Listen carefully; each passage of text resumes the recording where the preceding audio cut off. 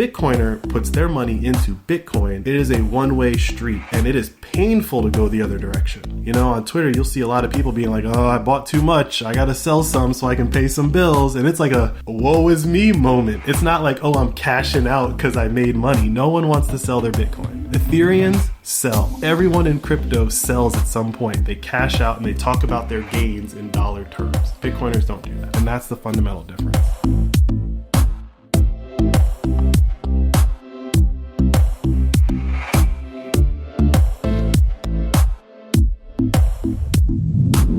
You're listening to the Flirting with Bitcoin podcast. I'm Mandana. And I'm Ian. And we're the Receffies. My husband Ian is a Bitcoin enthusiast, but I am not. Each week, he tries to teach me something about Bitcoin and Bitcoin adoption. We have a lot of fun with it. But I'm not trying to overwhelm you with technical analysis and price targets, babe. You promise? I promise. And I promise we won't overwhelm you with ads. That's because we operate on the value for value business model. What's that? Instead of reading off a bunch of ads, we're going to keep things a little more personal, intimate, if you will. If you enjoy the show, meaning it brings you some value, consider supporting us. That support can be sharing the pod on your socials, recommending us to a friend, and yes, even sending us some money. And since I'm the Bitcoiner, I prefer Bitcoin. And you can send us some on our favorite podcasting app, Fountain. If you want to learn more about the pod, go to flirtingwithbitcoin.com and our About page to learn the different ways you can support the show. And if you're new here, or not, make sure you check out the Satoshi Savings Calculator on the site. It's a little app that I built that enables you to set a goal for how much Bitcoin you want to acquire, while also reinforcing certain Bitcoin concepts like the halving and Satoshis. And since I know Bitcoiners are all about their privacy, the app works completely in airplane mode and only saves data to your browser's local storage. To all our Fountain heads out there,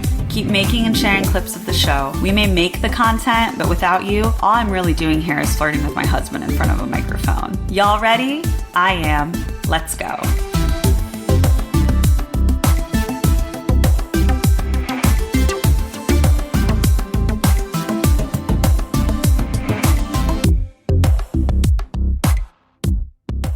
Hey Ian. Hey Mandana. Hola. Guten Tag. Buongiorno. Konnichiwa. Hello. Netherlands has knocked France off the charts.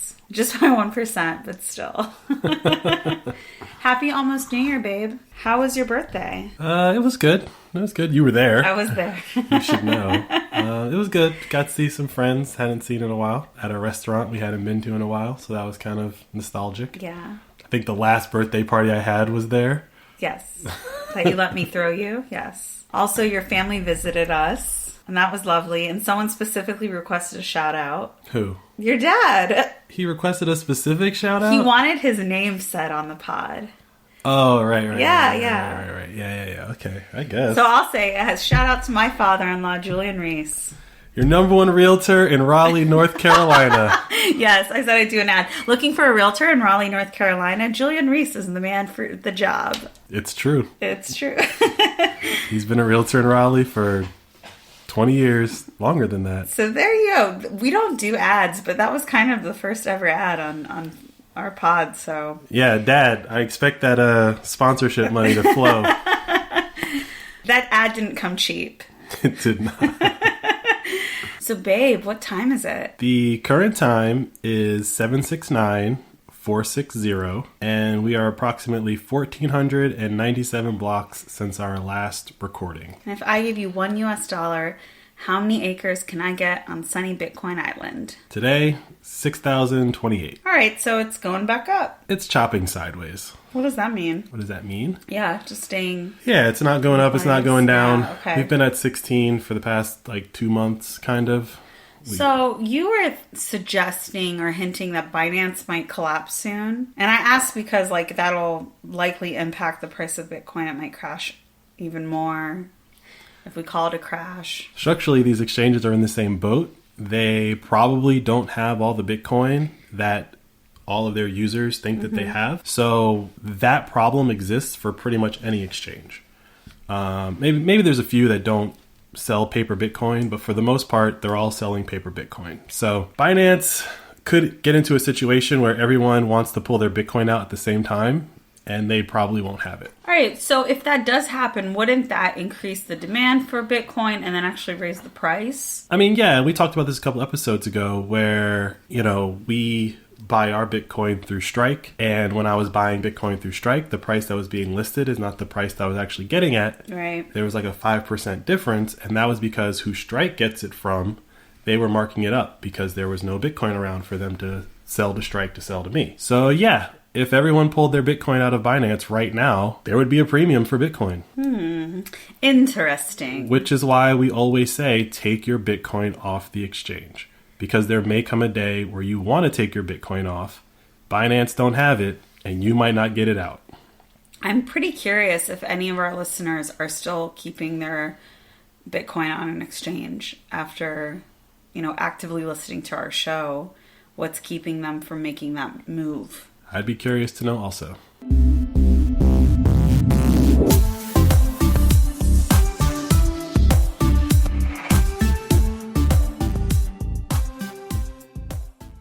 Okay, so last week we launched the first ever Flirting with Bitcoin challenge.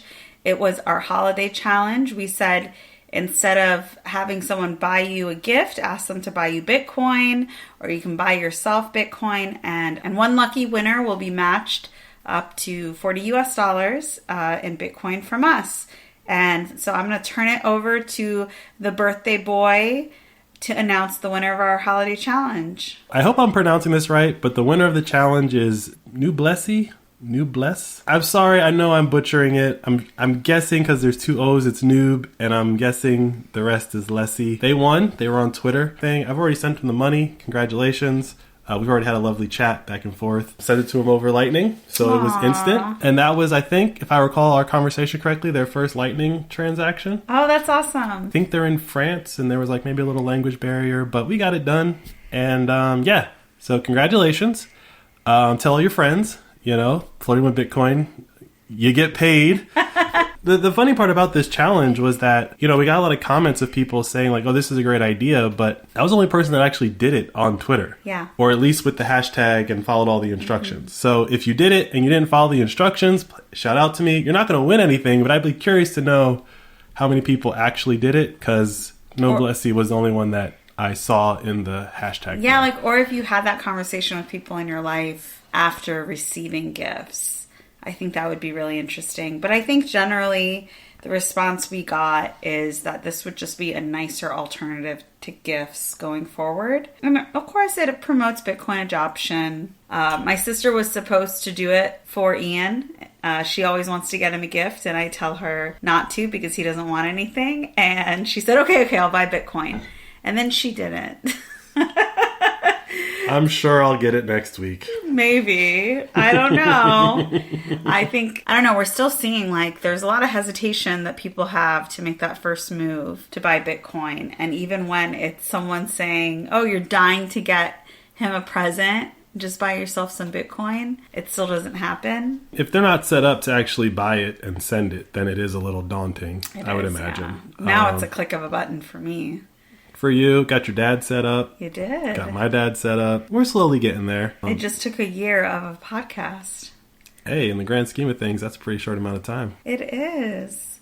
Me, I'm kind of a, act first, figure it out later. Mm-hmm. But, if it took a year of convincing, that's not Bitcoin's 14 years old. It only took 14 years. It's going to take other people 28 years to figure it out.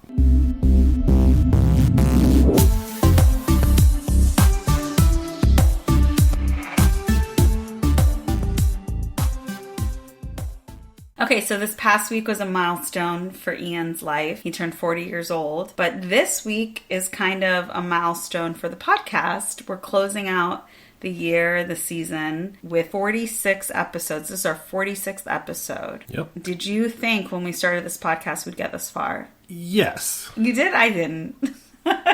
As a person who used to do stand-up comedy, the first year is easy. The first year is easy? First year is easy. Then it gets hard? Yeah, you're running on adrenaline. This is your first time doing something like this, so you're getting a whole new feeling, right? The dopamine drip is real for you. The limelight's getting to me. I don't know if there's limelight to get to you, but the dopamine drip is real. Like, and when we first started, you were kind of excited, and then you kind of trailed off in the middle, and then you've kind of picked it up towards the end again, where you're I had other things going on. I'm just saying what I observed. I had a wedding to throw. I had to marry this man. I'm just saying what I observed. And what I observed was you are the one that is like, are we doing it? Yes. And so because that never stopped, sure, making it a year is easy. How many years do you think this podcast will last? Well, Max and Stacy have been doing it for 12, so... And they're the standard? They're the dream? They're not the standard, but they've been doing it for 12. I think we could do it for 12. 6. Oh. I think we could do it for 6. That's quite the commitment. Yeah. But it's, how much work do we really put in here? You put more work in than I do. You do all the Bitcoin research. I just ask questions. Mm-hmm. But I do wonder, like, looking back to... I can't even think about what I knew before we started recording. But I have learned a lot. And I'm so curious about whether our listeners are also learning alongside me, which was originally the idea of the pod, or if people already have an understanding on the topics we're talking about and they're just hearing your take on it or like trying to see how I'm digesting it. There's so many ways that you can absorb our podcast. Yeah, I think Fountain App has really been instrumental in that because from what I can tell, not everyone who's using Fountain App is a Bitcoiner. Maybe they discovered it as a way to get Bitcoin, right? And then we have kind of been on the front page of Fountain a couple times. So people discover us, they listen to us, and we've seen some comments that lead me to believe that maybe someone didn't know much before they listened to us. This other day on Twitter, I forgot his name, but someone was like, these guys helped my wife. Aww. Like, because the guy posted like, his wife gave him the ultimatum about not talking about Bitcoin at Christmas gatherings or whatever. Damn. One of our listeners, I'm sorry I forgot your name, but he's one of our listeners for sure, and he responded like, hey, have her listen to the Married with Bitcoin series. It helped my wife like kind of get on board and get on the journey. Yeah. And so like there's still a lot of people to reach. You know, everyone's got their different version of teaching Bitcoin, and I think our version helps a certain segment of the people. So we're doing our part. And I think a couple more interactions like that over a couple of years, and there will be a lot of people that are like, hey, have your wife listen to this, which was the original idea of the podcast. Yeah, or your parents or partner, or whatever. Whatever that is, yeah. Your significant others, don't overwhelm them with a crazy technical... Look at us saving marriages, saving Christmas. I don't know if we saved marriages or Christmas. Like a Hallmark movie. If we saved a marriage, please let me know. Please. I will put that somewhere on the website. Saving marriages since 2022. This show is pretty much, it is from the listeners, right? Like, we wouldn't do this if people weren't listening. With Fountain, we've kind of gotten this new, as we say at the beginning of the show, we call it all these languages and say hello. Like, we've gotten this pretty broad audience. Very cool. Just want to acknowledge some of those people every week that kind of keep the dopamine drip going. So it's time to give a big shout out to our biggest booster from the previous week, Hunter SF 770. Thanks for, I think, boosting every single episode that we put out. We really appreciate you. Also, Tanti Mom, she always gives us a shout out every episode. Zordon as well. He asked if we have any thoughts for what we want to do for our episode 50. Ian, do you have any ideas? I haven't really gotten that far. We're kind of a week-to-week show here. You are. So. I have an idea, but maybe that's a secret. You guys will have to wait and see. 4 more episodes. Then shout out to John Wick, Joss, SMRTAK, Crypto Senis, Satoshi Castle that gave us greetings from Germany, Hypersensitive Saurus, who used the Satoshi Savings Calculator to figure out how many more Satoshis they needed to reach their goal by the 2020 halving. So if you're not using the Satoshi Savings Calculator, here's your friendly reminder to use it. And then Noblesse, our winner of the Holiday Challenge, who gave us greetings from France. And Lightning Dave, who gave us greetings from sunny Dubai. So it's super cool, like how international our listeners are. We appreciate all the boosts. I think that if you are not on Fountain, I think we say to every episode, get on there so that we can talk to you guys. It's really cool, and Ian responds to all the comments we get for every episode. So on Fountain, it seems like they made some changes where the minimum boost is now 100.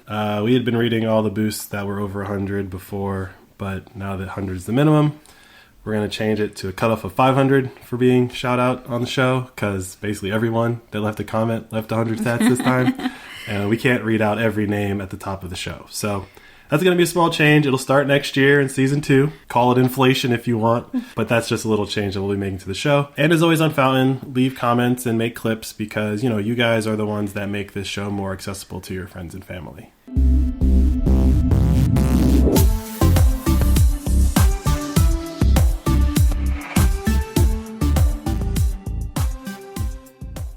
So moving on from my experience with Bitcoin or, our experience of having a podcast, what would you say are the big things that happened in the Bitcoin space in 2022? What were some of the favorite topics we talked about or some of the more significant episodes that we did that you think are the big, year in review noteworthy ones? I mean, it'll be the same every year, but this year it was more important, which is not your keys, not your coins. There was a lot of new developments in the, what they call self-custody of your Bitcoin. Things like Nunchuck became available, which are trying to solve the problem of how do we get grandma to hold her own Bitcoin.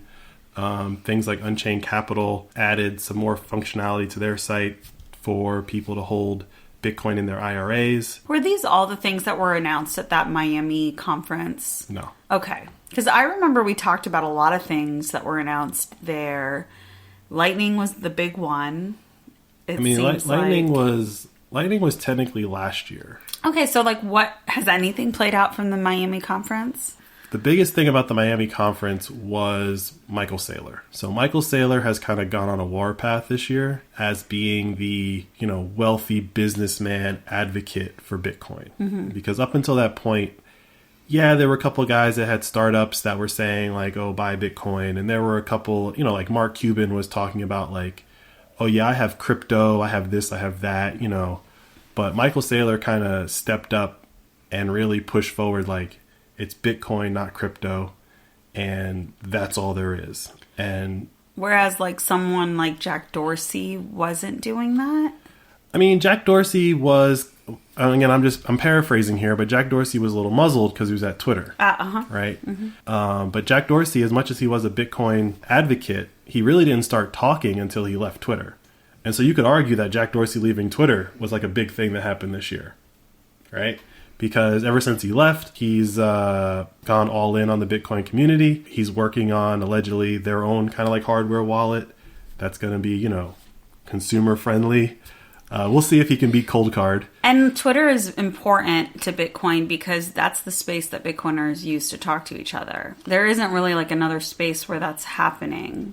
Well, up until about 2 weeks ago, I would say yes. Yeah, right? Nostra, and we can talk a little bit about that, but it seems like Bitcoiners need to find each other and be able to talk to each other because, you just said, this husband and wife, you can be a Bitcoiner and not know anyone in your actual life that's also into Bitcoin.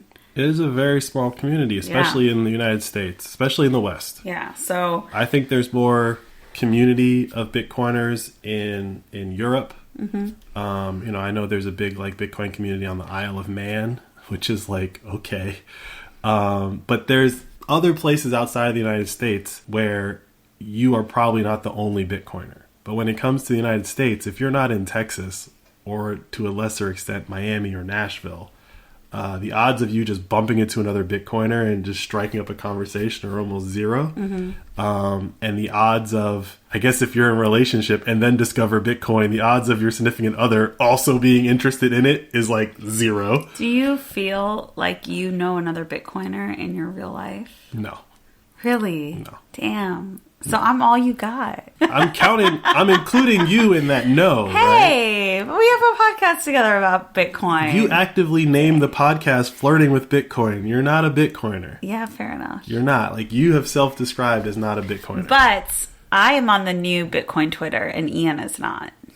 Simply because of semantics. Yes, because they don't have the Android app yet. If I had an iPhone, I would have been on Nostra. And my phone is your phone. You have the passcode to it, so you could have actually used it yourself. But yeah, I'm on Nostra, and I'm going to give the background on it because I've lived it. And so I don't even need you to explain this. Like a week or two ago, Elon Musk put out new rules for Twitter where there couldn't be links that went out to different social media sites. And he listed what those sites were, and one of those were Nostra.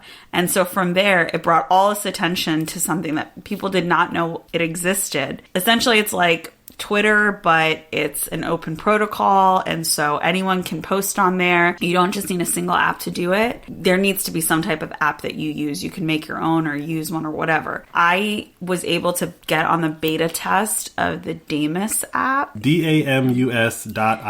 Yeah, and it's closed since then, but I got on there and, I made a profile and I saw someone do it, and so I did it too. Like, I did a lightning bill I put on there, and someone gave us 100 Satoshis really quickly. So instantly you can see only Bitcoiners are on there.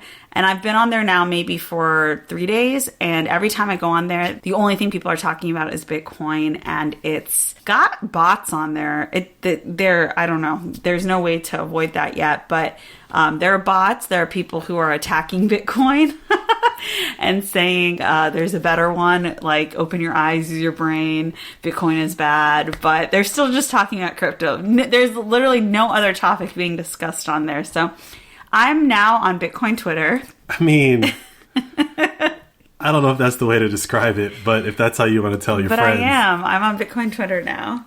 And Ian's not, so ha. I feel like I don't really have any Bitcoin friends in real life because I don't know anyone in my real life who's on Nostra. Well, see, this is what I'm talking about. I'm on Nostra. I just don't have an app on my phone. Like, that's the beauty of Nostra, is that it's not like, oh, I don't have the Twitter app on my phone, I'm not on Twitter. I'm on Nostra. Really? What's your handle? I'm just not in the beta of Damus.io, which is like a very pretty client for Nostra. So you're on there? Are you tweeting? Look, I did it on my desktop for like 5 seconds. Okay. Once you create public-private keys, you're in. That's all it takes. It's just like Bitcoin. The only reason that I'm not using the same app as you because they are gatekeepers. But it's an open protocol. There's like a million other things. Yeah. Fine, whatever. But if it's not on my phone, it's not part of my my day-to-day. The app doesn't even have notifications yet, so they're getting to it. But I'm on there, guys. If anyone else is on Nostra, find me. I'm Mrs. Onision. I just use Ian's handle and I put a Mrs. in front of it. So if you follow Ian on Twitter, just put MRS in front of it and find me on Nostra. All due respect, I am proud of you for at least giving this a shot. Yeah. And participating in it. Put some respect on my name. Because there's a lot of OGs when it comes to tech, and you are very early in Nostra. You may as well be Tom on MySpace. Right. So going back to this time last year, would you have believed that I would have had an account on Bitcoin Twitter? This isn't Bitcoin Twitter. Oh, I'm going to call it Bitcoin else. Twitter. I know. But there's Twitter. Bitcoin Twitter is on Twitter. I know, but this is where everyone's going to run if the Bitcoiners all get kicked off of Twitter. This is where you tech people lose these non-tech people. I need to make an easy comparison so that I really understand what something is. Mm-hmm. And so I'm calling it Bitcoin Twitter, knowing it's not Bitcoin Twitter, but you're getting your panties in a bunch because I'm not saying Nostra. I know what I'm saying. I know that you know what you're saying. However, there is a Bitcoin Twitter. You're not making up a new word or comparison. Bitcoin Twitter is a real thing, and air quotes tomato. It's air quotes, a real place. Nostra, it is Twitter if it were built using Bitcoin philosophy. As Jay-Z said, I'm not a businessman. I'm a businessman. It's very similar. It's very similar.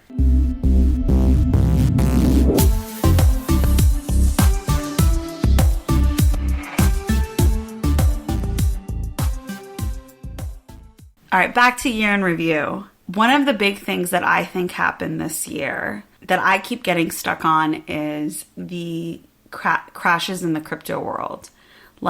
Luna, FTX. I thought Ethereum would crash, but it didn't. Ethereum has crashed this year. Everything is down this year. It's down, but like the end of Ethereum hasn't ended. People are still using it. The entire financial world is down this year. Mm-hmm. If you had money in almost anything, you are down this year. So for me, when I was learning about Bitcoin this year, I thought it was really important that people separate Bitcoin from crypto. It is very important. Because if you're in crypto and you're not doing Bitcoin, it's just a missed opportunity in terms of like population adoption. And I think it's also delaying other people getting into it because they're seeing like, oh, this is so messy, it's a scam, whatever, yada, yada, yada. And so it distracts from Bitcoin. And so when things like Luna and FTX happen, I think, well, that's in the long term really good because more people are going to understand the purity of Bitcoin. I mean, that's one way to look at it. I don't know. That is how I look at it. And so with Ethereum, I was a little excited with all the Ethereum drama. Mm-hmm. I was pretty excited. I mean, I didn't hide it, but I'm a little surprised at how it played out and that people still use it and they still buy it. Well, and they still see it as one of like the leading contenders of crypto. If you're talking purely about how much does it cost to buy one Ethereum, that number has gone down this year, right? Everything is down, as I said. The reason why Ethereum isn't getting wiped out like FTX, right? Like FTX is done, right? It's bankrupt. Yeah. They're out of business. No one's getting their money back. Game over. SBF's in jail. He's out on bond, but is he? Oh, I guess you don't follow the news and. I don't. Yeah. I guess so I'm not really. I'm not really on Bitcoin Twitter, am I? No one's. You just outed yourself. Damn. So if I don't tell you about it, and you don't, that means you don't know about it. How can you be a Bitcoiner? You are not obsolete yet. Anyway, people have built businesses on top of Ethereum. So, like, I'll take a simple example: CryptoKitties. You might have heard of this. I've heard of them, but you've never really talked to me about them. It's not really important what it is. All I'll say is that it was a precursor to NFTs in like the uniqueness gives it value concept, right? But CryptoKitties is a business that was built on top of Ethereum. So Ethereum has built-in demand for people that need to still buy it as long as they want to interact with all these things that were built on top of it. And NFTs are Ethereum. NFTs have been built on many different things. Ethereum is just one of them. Okay. Right? So you can put NFTs on Solana or Cardano or whatever. So it's complex enough that like one single event is not going to let it crash. Well, no, that's what I'm saying. It's like there is enough demand. You can think of Ethereum if we want to get super conspiratorial here. Like you could think of Ethereum as the United States dollar. Well, what gives the United States dollar value? There's demand for dollars. So as long as people need to acquire dollars for whatever reason in the international trade, the dollar still has some demand. And the number one demand for dollars is to buy oil, right? So with Ethereum, it's not necessarily CryptoKitties, but it's an amalgamation of CryptoKitties, right? So if you need to have Ethereum to interact on CryptoKitties, that means that you have to go get Ethereum to interact with CryptoKitties, right? So that demand is still there. It's waning, right? But there's always new stuff popping up. And it props up that demand, but there's a slowly down and to the right demand for Ethereum. Yes. It's a slow burn. Generally for all crypto. All crypto is a slow burn down and to the right. Which brings me to, in the beginning of the year, I think I would feel really bad for people who were losing everything in crypto. And more recently, like because of you and the reactions I see you have, I feel less bad for them. I feel like if today you hear about an altcoin and you put your whole life savings in it, I don't really feel bad for you if you lose everything. Great example, right? You've been watching me watch the videos of CoffeeZilla, and he's been exposing this Logan Paul scam. Yeah. Go Google it. I'm not going to get into the details. Zoo coins. Sure, Zoocoin. But as I was watching that, you asked me, you were like, do you feel bad for these people? And I was like, no. Yeah. Because this is not the first scam.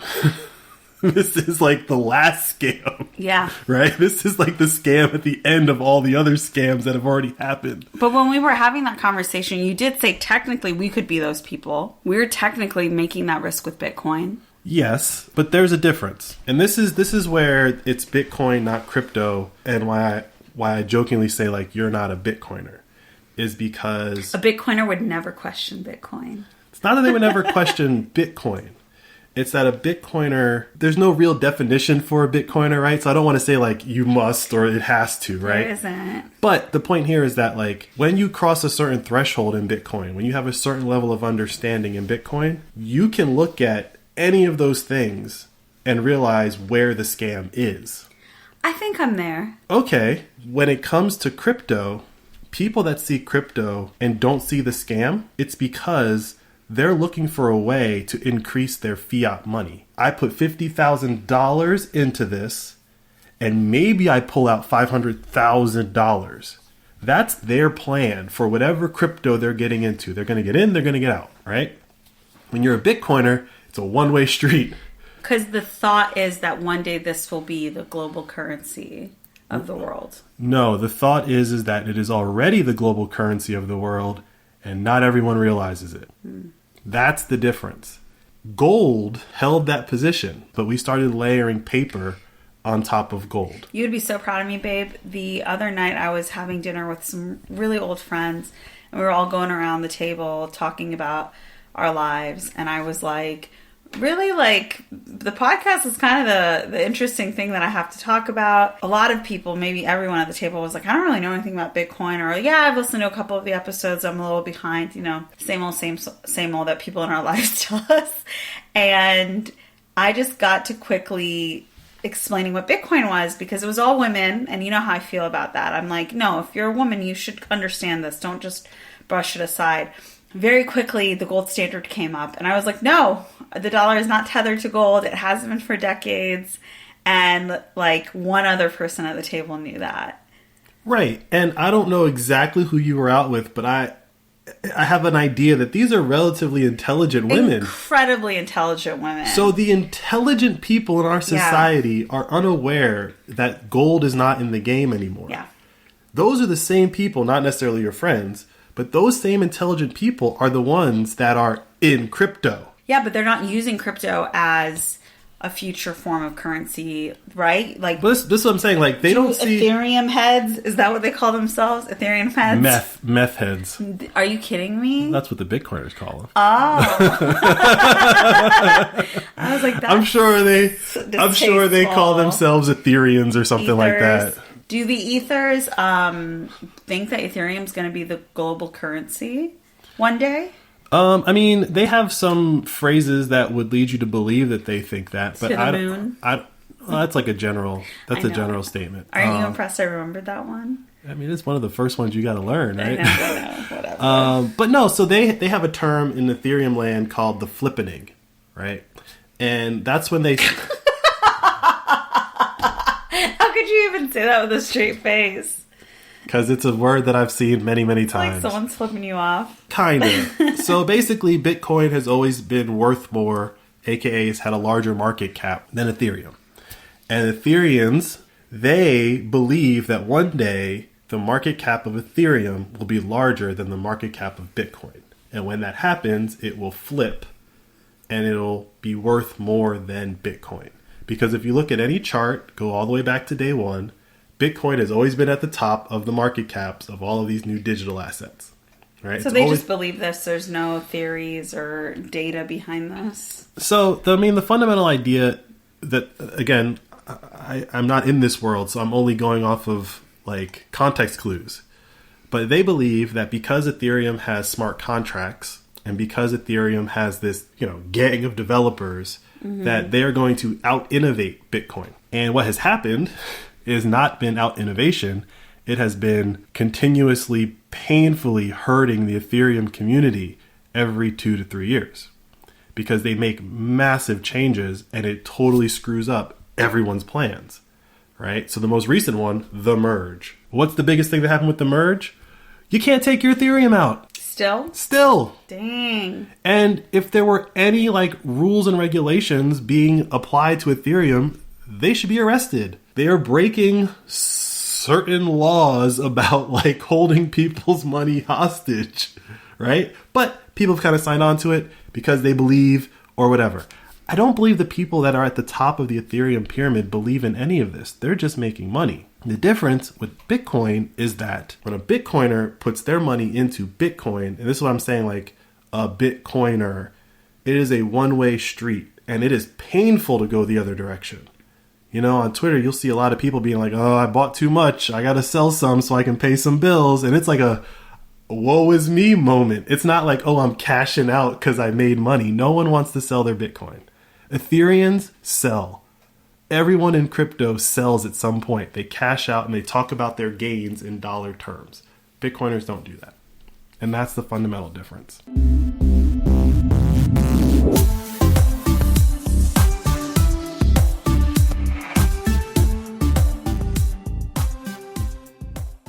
All right, so I'm just closing out my first year in Bitcoin. You've been doing it for almost 6 years now.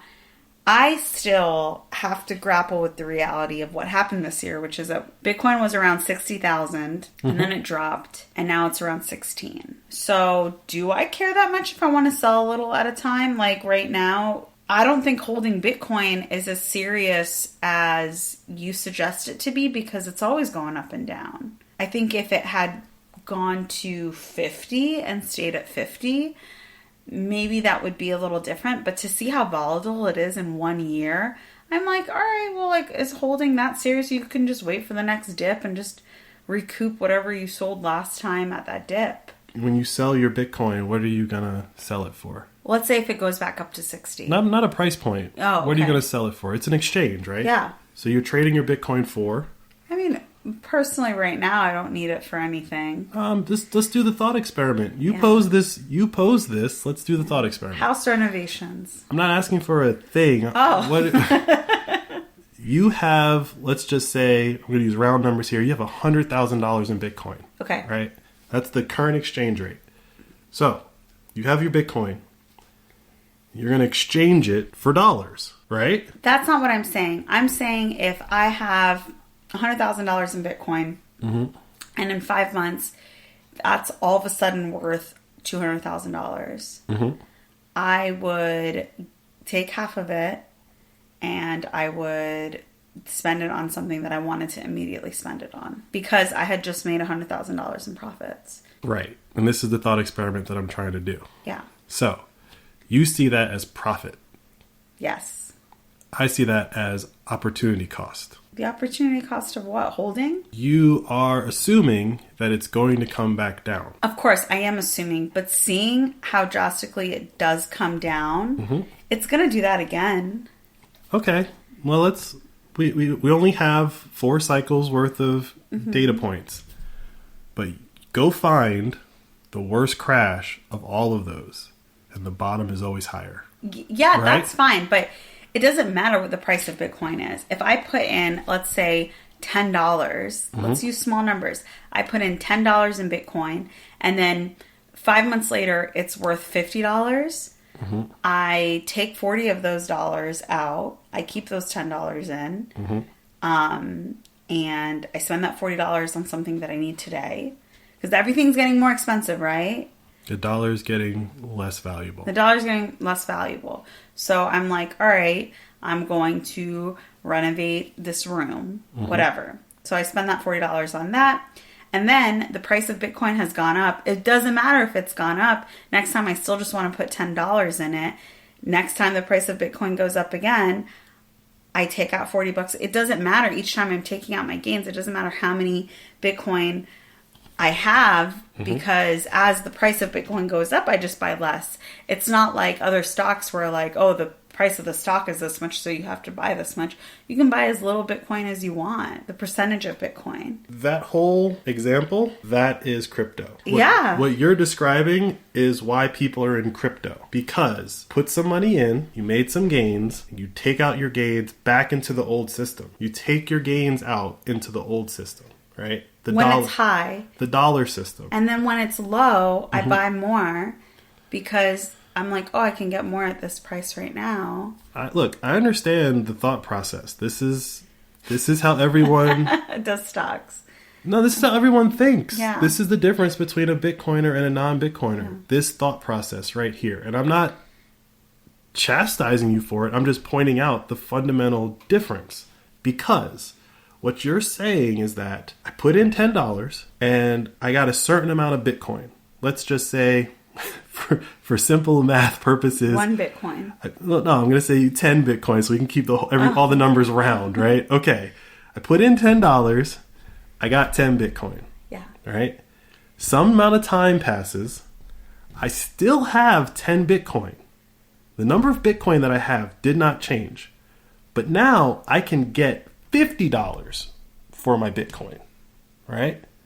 So you're saying that you would rather have something that lost 80% of its value. In that moment for me to spend it immediately. But the thing that you're... Because Bitcoin's going to go down again, right? Like, okay, maybe next year Bitcoin will go up to 100K. Mm-hmm. But then it'll drop to 25. And it'll go back up to 100K. And then it'll drop to 35. Like, it's we're still in that volatile stage. I understand what you're saying, sweetheart. But you're still talking about the dollar number. I am still talking about the dollar number because the things that we need in our life... need dollars. No one's accepting Bitcoin from us when we need to renovate something in the house. So let's say like we make $100,000 in gains. Mm-hmm. We're going to add another level to the house. But we're not. Why not? We don't need that. Okay, what if it's something we need? Well, this is fundamentally the point. The definition of need is very loose. But I'm coming in this knowing that my perspective is that it's going to keep dipping. It's going to be very volatile. There'll be highs and lows. Yes. And when it's... No one's arguing that. Yeah. And so when it's high to sell and then when it's low to be able to buy more at that time, I don't understand why that's not a strategy that is accepted by Bitcoiners. No one is saying if you're on your last dollar and you need money to not sell Bitcoin. No one's saying don't sell against all odds. The fundamental point is whenever you sell, you're basically saying, I value dollars over Bitcoin.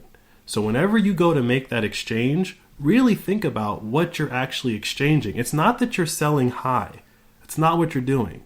You're exchanging your Bitcoin for something else. And is that something else actually worth it? Do you actually need it? Whatever you're going to spend those dollars on, do you actually need it? And as we talked about for like the Christmas episode, like if you're exchanging it to buy junk, I would argue don't make that exchange. If you're doing some work on your house or whatever, like sure, not all of our money is in Bitcoin. You obviously keep some cash in dollars, but everything else, why would I keep it in dollars when I'm willing to bet they're going to print trillions of dollars next year? Trillions. We're going to wake up one morning and they're going to say, there used to be $30 trillion, now there's $60 trillion. Everyone do the math and figure it out. Everything's going to get more expensive than it already has, right? And what you're saying is, well, I should trade my Bitcoin when it's high to get these dollars that are worth less. It's not that Bitcoin is high. It's that the dollar is less and less and less. I hear what you're saying, but I'm just saying 1 year in, having experienced that big dip, this is where my mind is. My mind isn't in, oh, Bitcoin's a bad investment, or Bitcoin's not going to work out, or Bitcoin's just going to keep dropping. That's not my perspective. My perspective is, no, Bitcoin is going to go up. It's going to take a long time, maybe 5, 10, 20 years for Bitcoin to really become what it will be. And it's just going to be really volatile until then. Mm-hmm. And for me, I think selling sometimes when it's high would make sense. But you've been watching this longer, so it'll be interesting to see where my mind is, a year or two from now. But still, after a year of this podcast and learning about Bitcoin, I think that's the right thing to do. I think that's the smart thing to do. Right, but the year that you got into Bitcoin and started paying attention was a predicted down year. Like, if you look at the Bitcoin charts, it has 3 years of up. That's my whole point. If it was predicted down, then when it was super high, everyone should have sold. To who? to whoever was buying. People were still buying Bitcoin then. When it was at 60, you could have sold most of your Bitcoin, maybe not all of it. And then when it dropped to 15, stack it back up. You said it was predicted. People knew it was going to drop. Okay, so let's try this a different angle. Do you trade stocks? No. Do you do anything that's financial with your money that you try to time something? No, I pay other people to do it. You do? Who do you pay? Whoever handles my retirement. I'm not going to say who. No one handles your retirement. Yeah, I have, retirement funds through work. Okay. Yeah. Sure. Yeah. But I'm not going to give away too much information. You don't know who they are. I don't know them, no. How do you know they're making the right decision? I don't. Okay, but you trust them with your money. What I'm saying is... No, let me finish this. Let's finish the thought experiment. You trust strangers with your money. Yes. Right? Who, in this year, are down more than Bitcoin. Yeah, sure. What does that have to do with what I'm saying? Because the point is that when you hold your Bitcoin, no one else is making decisions with what to do with your money. Even when you sell, as you're saying, when you sell at the top and then you put your money into a checking account, someone else is doing something with your money. Look, I agree with what you're saying. I'm not saying to sell and take that money and put it in a checking account. I'm saying to spend that money on things that I need then. Whatever that is. If you don't have the money for the thing that you need, sure. But what is it that you need that you don't have the money for? I want to pay off my parents' mortgage. I don't know. It's like if you make a ton of, you're going to make a ton of money off Bitcoin. If you sell it, you'll be able to buy it again and it'll go back up in a year or two. It just feels like a no-brainer. The look he's giving me. I'm not paying off anyone's mortgage before my own. Well, if I say we pay off my mortgage, you'd be like, oh, the interest rate doesn't make sense. Yeah. I know. I don't understand this hypothetical situation where you just need money for something because it really depends on what you need money for. That's the point that I'm making. I understand that and I agree with you. It's not just pulling out money and putting it in a bank account in dollars. That doesn't make sense. I agree with you there. I still think if we know that there's going to be a drastic dip, that it's projected, that we should sell. I'm not saying that's what we have to do. I'm just saying 1 year of learning about Bitcoin, that's where my head is. And I feel like you should just respect that. I understand that you're not a Bitcoiner yet. You're not fully disgusted by the financial system. I can be disgusted by it, but still live in it. I have to still live in it. Without Bitcoin, what steps would you be taking to minimize your disgust? I'm using Bitcoin. Yeah, but without Bitcoin, right? Without Bitcoin, you would just be like, meh, okay. Well, without Bitcoin, I wasn't engaging in the stock market. I thought that was a dirty game. I always did. Yeah, but you were giving your money to a retirement account and they're putting your money in the stock market. That's true.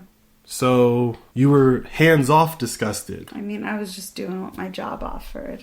Right, but this is my point, is that it's very easy to say I have to live in it and then take no steps to remove yourself from it. And when you go deeper into Bitcoin, you see that, there's a way for me to, if I'm disgusted, to completely remove myself and only choose to interact with it when I have to. That's the difference. That's the real innovation here, is that when you take your money, your dollars... So it's more about conviction and principles. It's not about, the value of something I'm holding is about to maybe be cut in half, and I'm just going to sit and I'm going to keep buying at this price, even though I know it's likely going to drop drastically very soon. It's about when the banks blow up and no one can get into their bank account, only Bitcoiners and gold bugs will have money. And the thought is that we don't know when that'll happen. It could happen at any moment. It'll happen the day they decide to not print any more money. And that's not going to be anytime soon. It might. But you just said Ethereum is going to take a minute to collapse. And you explained all the reasons why Ethereum is going to take time. Yeah, but Ethereum is on the same trajectory as the dollar, right? We do agree that the dollar is in decline. I agree with all of those things. I just don't think it's happening today or next year or 5 years from now. It happened in 2008. It happened very recently. Yeah, but everything didn't close. My bank account didn't close. Why are you giving me that face? My bank account didn't close. There is a decent amount of information that's available to find out exactly what happened in 2008. It is pretty well known what happened. And what happened was the United States government printed money and forced it into banks. Had they not done that, your bank would have closed. That's where we were in 2008. So this whole, like, it's not happening anytime soon, it literally just happened. Right, but the outcome that you're describing did not happen. Okay, hear me out though. Hear me out. So from 2008 to today, what has the price of everything done? Gone up. Everything. Yes. Because of all that money that was created. I agree with everything you're saying. I still don't think that it's going to happen overnight where we all lose access to our money. I do. I know you do. It's happened to other people around the world. This is not a hypothetical. This has happened to people. This happened to Greece in 2012. You wake up, you had 10,000, now you have 9,000. They just take your money. They can do that because it's not your money. That is what is very close to happening in the next 12 months. Now, they might print a bunch of more money and push it into banks and tell everyone to shut up and deal with it. They might do that. And then 10 years from then, it'll be even worse. We didn't fix the problem. Yes, I agree with all of that. So why would I play this game of like buying and selling when I know the fundamental game is that that's the losing game? You misunderstood what I'm saying, though. I'm saying is that we would take it out and immediately spend it. Because we're going to lose the money anyways. Not if it's in Bitcoin. Well, you could just buy more of it when the dip happens. Or are you saying that the dip is never guaranteed? I'm saying that as a person who was a day trader for over a decade, I don't feel like timing anything. You think you're selling at the top. You don't know if that's the top. And this is the point that I was trying to make earlier, is that Bitcoin ran up to $70,000 twice. And there's a decent amount of evidence that leads us to believe that someone manufactured cutting the top off of that. Could have ran to 200, but it didn't. Who manufactured it? That's like a whole other episode. The point is that I've been saying the term paper Bitcoin, right? You've heard me say that a couple of times. Yeah. So you go on Coinbase, you buy Bitcoin. You don't have Bitcoin. You have the right to withdraw the Bitcoin. That's paper Bitcoin. Mm-hmm. So when the price is running up and everyone's like, yeah, I'm going to go get me some Bitcoin, and they all jump on Coinbase and they all buy Coinbase Bitcoin, they didn't actually buy a real Bitcoin. So if all of those people did what we do, buy and withdraw, there's no way the price would have stayed at 70. It would have shot through it. But something, and we'll figure it out. We'll figure it out eventually. We don't know yet, but we'll figure it out. Something chopped the top off of Bitcoin twice this year. So you think you're at the top. You're like, oh, we're at 70. Let's sell. But there's no guarantee that 70 is the top. Yeah. There's no guarantee that 16 is the bottom. And I don't want to keep repeating myself, but I think regardless of whatever the top is, there will always be another bottom. Because you've never been a day trader, you say that very nonchalantly. Mm-hmm. And my point is that I don't want to play that game anymore. I did that with Tesla. I'm done. And literally this year, I got out of Tesla about 3 weeks before it just freaking tanked. Or 3 weeks after, I should say. Like, Tesla is down this year. Yeah. But I got out of that game. And everyone's trying to... And I'm going to pull you back in. Exactly. And so, like, if there's something that you need, sure, save up for it. Save up for it in dollars. But to exchange your Bitcoin because it's run up in a moment so that you can buy something or whatever you're doing, like, you didn't actually, like, plan for that. You're just trying to take it out and then make a gain in that moment. Plan for it. Don't plan on selling the Bitcoin. Plan on saving up the money. But the Bitcoin that we already have, that's like savings. That's not Tesla money. That's not like Elon tweeting something and it's going to jump 20% and then cash out on some options. It's not that. It's not a momentum play anymore. This is a don't trust the financial banks, and I would rather hold my own money. And this is the only money that you can actually hold. Unless you want to start loading up the basement with gold bars. And I don't think we're doing that. Yet. Look, I understand your premise, and there's a lot of people that do that, and there's a lot of tweets that you'll see on Twitter, which are bots that are telling you to do exactly this. It's like, oh, like buy low, sell high, follow this guy, he gives the signals. That's just anxiety inducing. Yeah, I hear what you're saying. I wonder if for the few couples that we've heard of, maybe the ones we haven't, who've gotten their partners onto Bitcoin are also having these similar conversations. Because, like I said, I'm only 1 year in, and so this is where my mind keeps going. I turn to you to lead the way and steer this Bitcoin ship for us. But yeah, like, I can't help but let my mind go to those thoughts. They just do. It's expected. You're only 1 year in. Let's see if you think like that in 4 more years.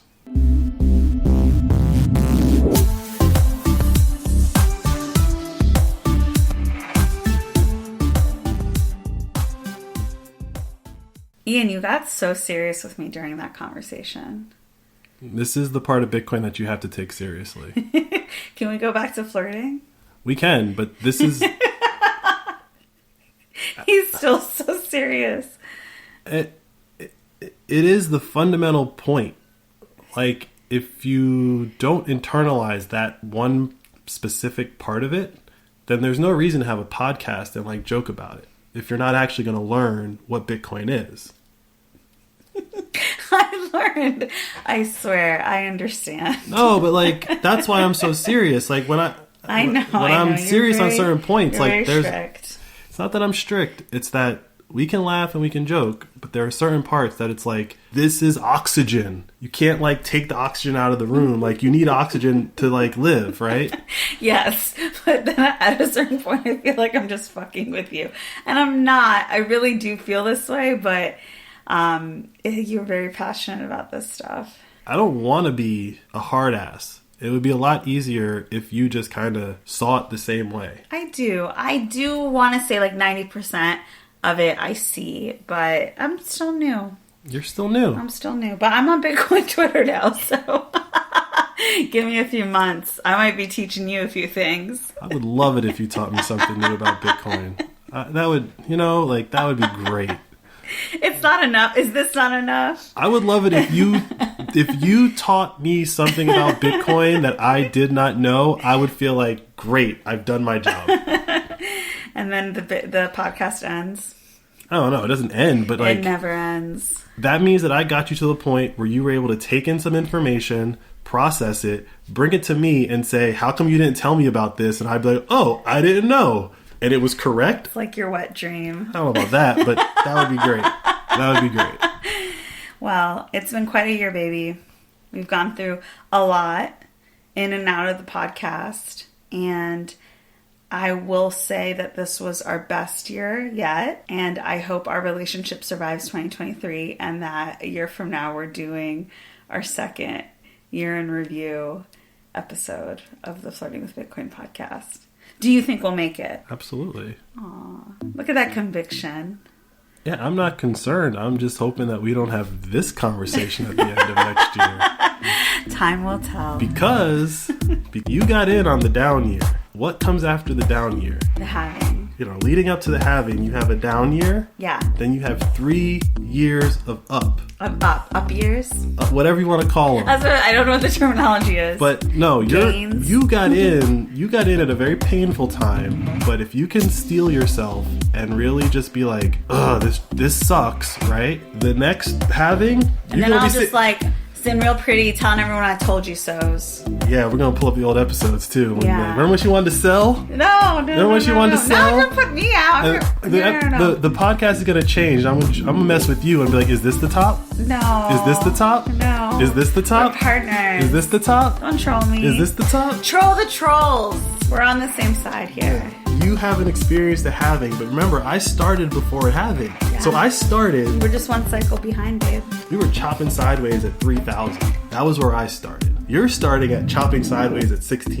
That's a 5x. Between last halving, chopping sideways, and this one, that's 5x. We'll see, babe. I hear you, but I gotta see it for myself. I know. And it's not guaranteed, but there is some math involved that says probably be higher than 16. All right, guys. Thanks so much for listening this year. We've had a blast. I wish you all a very happy new year. I hope you are safe and sound with your families, celebrating together, and and we will catch you all in 2023.